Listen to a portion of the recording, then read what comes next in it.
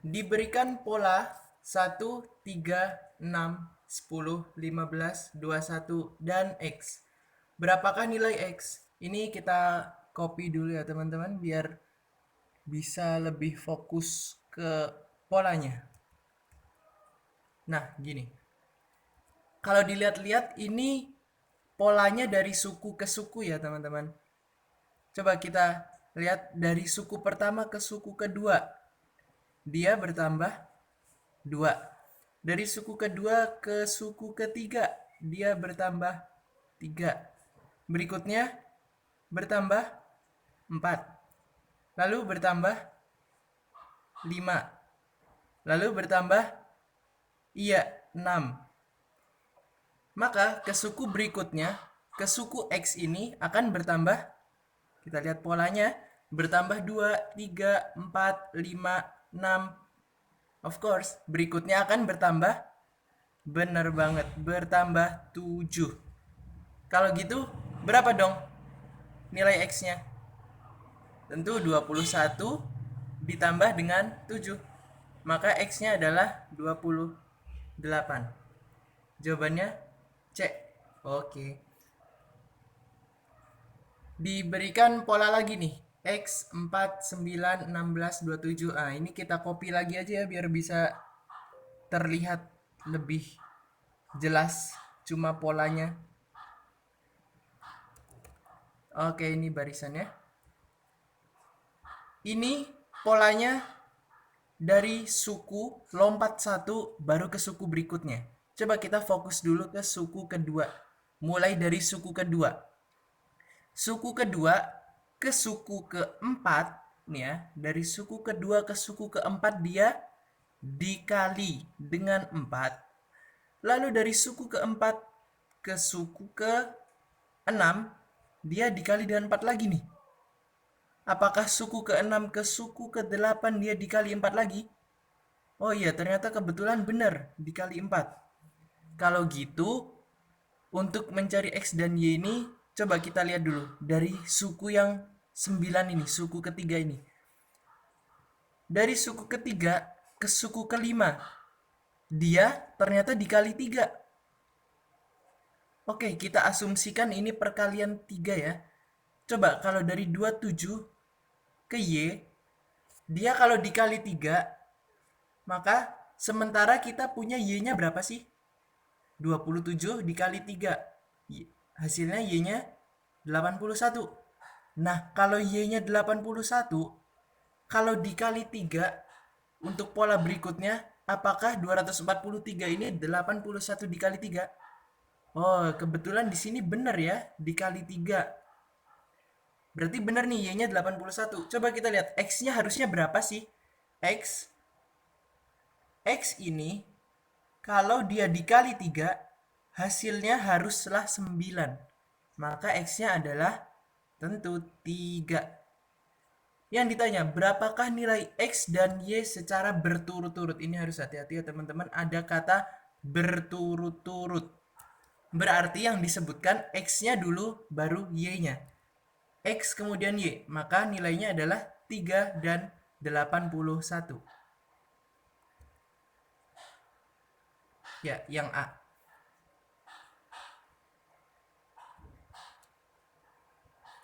Semangka yang beratnya 1,2 kg dijemur di bawah terik matahari. Jika setelah 1 jam beratnya menjadi 0,9 kg dan berat bagian semangka yang bukan air. Oh, di sini ada informasi ya teman-teman. Yang bukan air. Yang bukan air dia sebesar 0,2 kg. Oke, kita simpan dulu. Lanjut, berapa persen kandungan air yang hilang dari total air pada semangka? Asumsikan proses penjemuran hanya menguapkan air ya. Jadi penjemurannya itu hanya menguapkan air, tidak menguapkan semangkanya.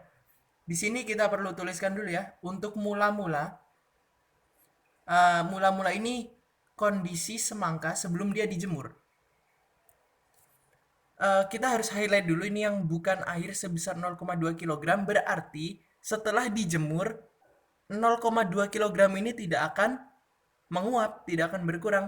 Jadi 0,2 kg ini akan konsisten sebagai beratnya si semangka. Oke, di mula-mula ini kita punya berat semangka murni 0,2 kg.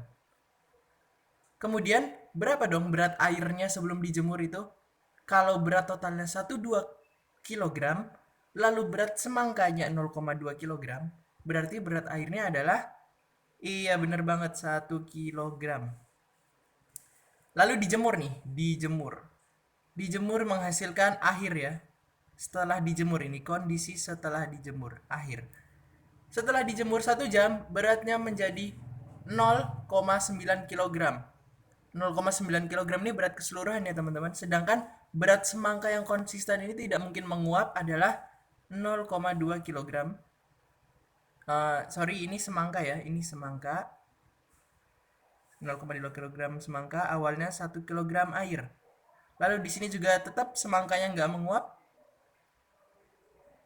Nah, namun beratnya menjadi 0,9 dari tadinya 1,2. Berarti kalau 0,9 kg itu include 0,2 kg semangka, maka berat airnya tuh berapa sih? Berapa sih berat airnya? Iya, benar banget, 0,7 karena kalau dijumlah jadi 0,9. Nah, sekarang yang ditanya adalah berapa persen kandungan air yang hilang? Berarti berapa persen yang berkurang? Oke dah, kita lihat air yang berkurang. Air yang berkurang, ini yang ditanya ya teman-teman. Air yang berkurang dari 1 kg menuju 0,7 kg airnya. Berarti dia berkurang sebanyak 0,3 kg. Ini air yang menguap nih selama dijemur. Lalu yang ditanya adalah persen, berapa persen? Kalau mencari persentase itu berarti yang ditanya ini air yang berkurang per mula-mula. Air yang mula-mulanya sebelum berkurang itu berapa sih? Of course 1 kg ya airnya. Lalu karena yang ditanya persentase, kita harus kalikan dengan 100%. Ya, hasilnya berapa? 0,3 dikali 100, maka jawabannya adalah 30% air yang hilang. C.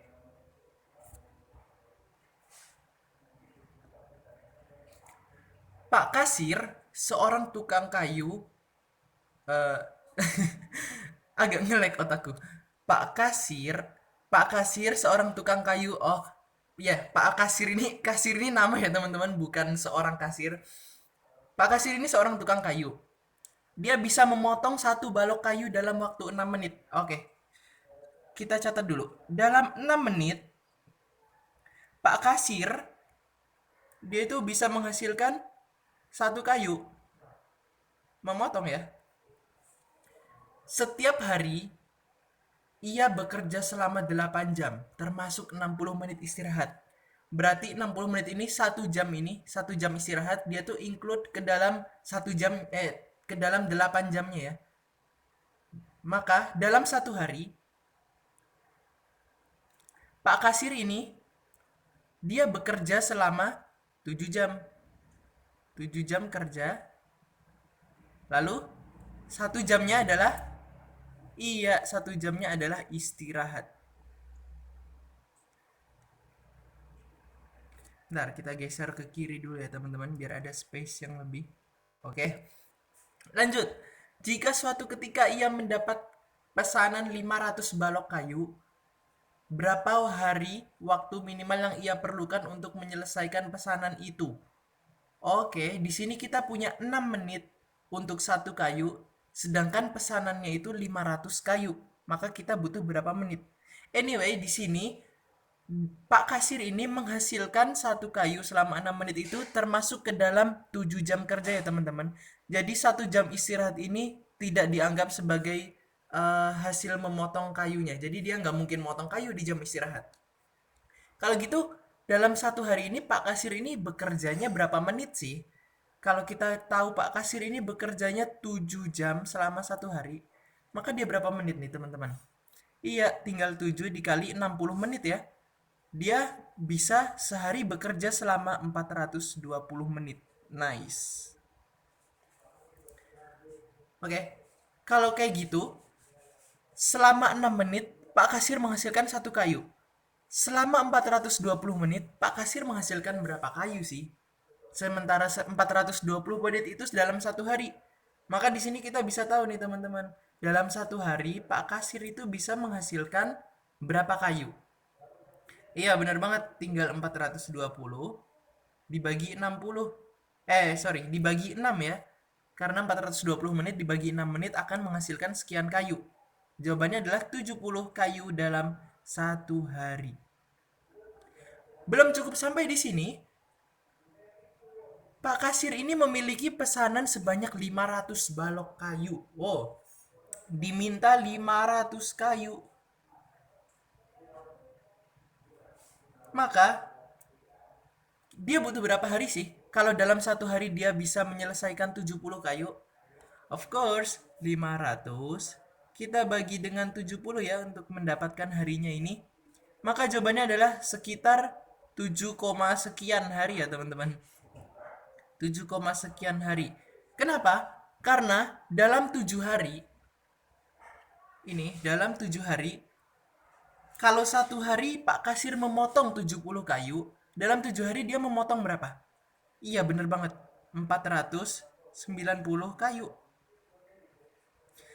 Sementara yang diminta itu 500 kayu teman-teman. Maka 7, sekian. Sekiannya ini dibutuhkan Pak Kasir untuk memotong 10 kayu sisanya ya teman-teman. Ya mungkin bisa dibilang sekitar 7,1 gitu ya teman-teman, 7, sekian lah, nggak jauh-jauh karena sisanya tinggal 10 kayu. Nah, cuma di sini diminta adalah jumlah hari dibulatkan. Oke, di sini agak membingungkan ya, sedikit membingungkan. Bisa jadi ya, bisa jadi 10 kayu ini dikebut dalam 7 hari. Jadi dibulatkan menjadi 7. Atau 10 kayu ini diselesaikan di hari berikutnya. Nah, jadi Pak Kasir ini di hari ke-8 itu dia bakal santuy gitu motong kayunya karena ya tinggal 10 gitu. Sementara target dia satu hari itu bisa 70. Oke, kalau kayak gini kita jawab aja 8 hari ya teman-teman. Kita anggap 10 kayu sisanya ini diselesaikan di hari berikutnya. Karena kalau dikerjakan dalam 7 hari dipaksa dikebut itu mungkin bisa membuat Pak Kasir ini overheat ya teman-teman. Oke, kalau gitu kesimpulan kita jawabannya adalah berapa? Ya, benar. 8 hari. Yang C. Sip. Pekerja A dapat mengecat sebuah dinding dalam waktu 4 jam. Oh, kita catat dulu teman-teman. Pekerja A, langsung aja ya, dapat mengecat dinding dalam waktu 4 jam. Pekerja B, nih ada pekerja B, dapat mengecat dinding yang sama dalam waktu 3 jam. Nah, di sini kenapa aku langsung bikin panah-panah aja? A 4 jam, B 3 jam. Karena ya teman-teman, di sini ada kata kunci mengecat dinding yang sama. Jadi mereka itu cuma berbeda waktu aja gitu dalam mengecat dinding yang sama gitu ya. Lanjut, jika dinding tersebut dikerjakan secara bersama-sama oleh pekerja A dan pekerja B, berapa lama waktu yang mereka perlukan untuk menyelesaikan pekerjaannya? Oke, ini tipe soal penjumlahan namun berbalik gitu ya teman-teman. Si A bisa menyelesaikan pekerjaan dalam 4 jam. Si B dapat menyelesaikan pekerjaan dalam 3 jam. Lah, kalau mereka berdua digabung jadi berapa dong? Oke, di sini kita ingat-ingat aja, kita perlu ingat mengecat dinding, satu dinding ini dikerjakan oleh A, lalu ditambah satu dinding yang dikerjakan oleh B, itu akan menghasilkan satu dinding dibagi dengan si A bersama-sama dengan si B. Ini yang kita butuhkan. Maksudnya gimana sih? Oke, kita cuma perlu ingat-ingat ini aja ya teman-teman. Di sini kita punya waktu si A untuk mengecat satu dinding itu 4 jam. Maka di sini kita langsung aja 1/4 ya. Satu dinding per kerjanya A 4 jam ditambah satu dinding per kerjanya B 3 jam. Maka akan menghasilkan 1 dinding per waktu yang dibutuhkan. Oke, ini waktu yang dibutuhkan mereka berdua itu yang AB-nya, teman-teman. Langsung aja bisa kan? Gimana caranya? Kita langsung samakan penyebut. 4 untuk menjadi 12 dikali 3 ditambah 3 menjadi 12 dikali 4. Menghasilkan 1 per AB. Dari sini 1 per AB, 1 per waktu mereka berdua akan setara dengan 7 per 12. Hati-hati ya teman-teman, di sini kita lihat 7 per 12 ada di opsinya yang E. Namun ini bukan yang kita harapkan, karena yang kita harapkan adalah waktu mereka gabungan, yaitu AB-nya. AB ini adalah waktu gabungan mereka. Kalau gitu AB-nya berapa nih teman-teman? AB-nya dikali 7 ya, dikali silang ke atas gini, ya kan? Di sini berarti kita punya 7 AB ya. Wait, 7 AB sama dengan 12 kali 1, 12. Maka waktu mereka berdua untuk mengecat satu tembok itu adalah 12 per 7 jam. Ya, jawabannya yang D.